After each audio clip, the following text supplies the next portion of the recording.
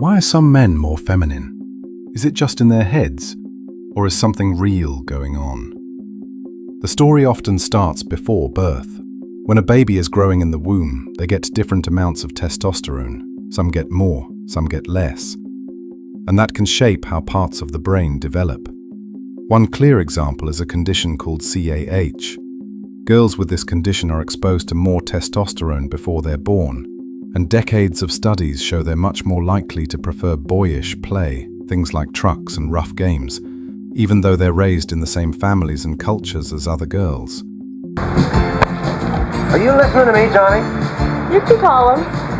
Tell Mr. Ernie Leeds Jr. his car is ready. This shows biology can influence behavior early on. The same goes for boys.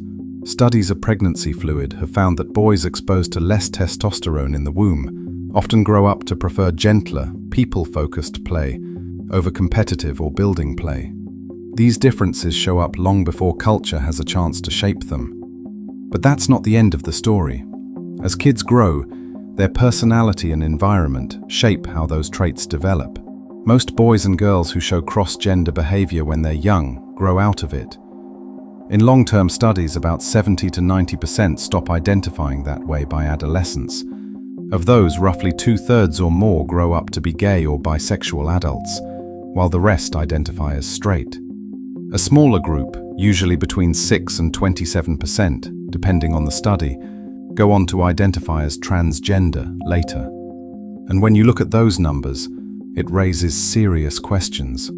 If most kids grow out of these feelings by adolescence, then why are some schools supporting interventions like puberty blockers at such young ages, and in some cases, not even informing parents?